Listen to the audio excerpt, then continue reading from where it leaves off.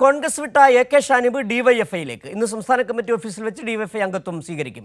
Youth Congress മുൻ സംസ്ഥാന സെക്രട്ടറിയാണ് എ.കെ. ഷാനിബ്. വിവരങ്ങളുമായി സുലേഖ ചേരുന്നുണ്ട്. സുലേഖ, പാലക്കാട് തെരഞ്ഞെടുപ്പുമായി ബന്ധപ്പെട്ട് തെരഞ്ഞെടുപ്പ് സമയത്ത് വളരെ കൃത്യമായ ചില രാഷ്ട്രീയ നിലപാടുകൾ, കോൺഗ്രസ് എടുത്ത ചില നിലപാടുകൾ, ഷാഫി പറമ്പിലും ഒപ്പം തന്നെ വി.ഡി. സതീശനും എടുത്ത ചില ബി.ജെ.പിയുമായി ചേർത്ത ധാരണകൾ ഒക്കെ ഷാനിബ് പറയുകയും ചെയ്തിരുന്നു. ഇപ്പോൾ അന്ന് തന്നെ പറഞ്ഞു ശരിപക്ഷത്തേക്ക് മാറും താൻ എന്ന് പറയുകയും ചെയ്തു. ഇപ്പോൾ ഷാനിബ് ഉറച്ച തീരുമാനമെടുത്തിരിക്കുന്നു, ഡിവൈഎഫ്ഐ അംഗത്വം സ്വീകരിക്കുന്നു. എപ്പോഴായിരിക്കും അംഗത്വം സ്വീകരിക്കുക? മറ്റു കാര്യങ്ങൾ?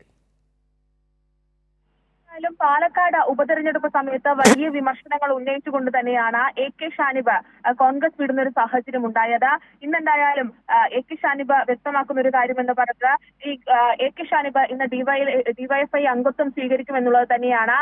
ഇത്തരത്തിൽ യൂത്ത് കോൺഗ്രസിന്റെ മുൻ സംസ്ഥാന സെക്രട്ടറിയാണ് എ.കെ. ഷാനിബ്.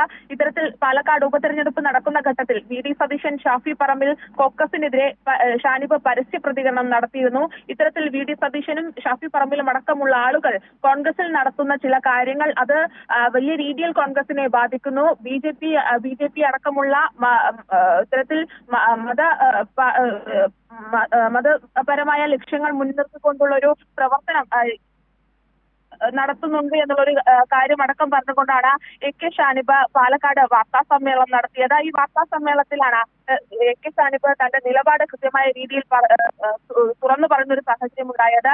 എന്തായാലും എ.കെ. ഷാനിബിന്റെ ഫേസ്ബുക്ക് പോസ്റ്റ് കൂടി നമ്മൾ പറയേണ്ടതുണ്ട്. ഇത്തരത്തിൽ നിലപാട് തുറന്നു പറഞ്ഞതിന്റെ പേരിൽ കോൺഗ്രസ് പാർട്ടിയിൽ നിന്ന് പുറത്താക്കപ്പെട്ടപ്പോഴും ഒരു കോൺഗ്രസുകാരനായി തന്നെ തുടരുക എന്ന ആഗ്രഹം താൻ ഇവിടെ ഉപേക്ഷിക്കുകയാണ് എന്നതാണ് കഴിഞ്ഞ ദിവസം രാത്രിയിൽ ഇത്തരത്തിൽ എ.കെ. ഷാനിബ് ഇത്തരത്തിൽ ഒരു ഫേസ്ബുക്ക് പോസ്റ്റ് കുറിച്ചിട്ടുണ്ടായിരുന്നു.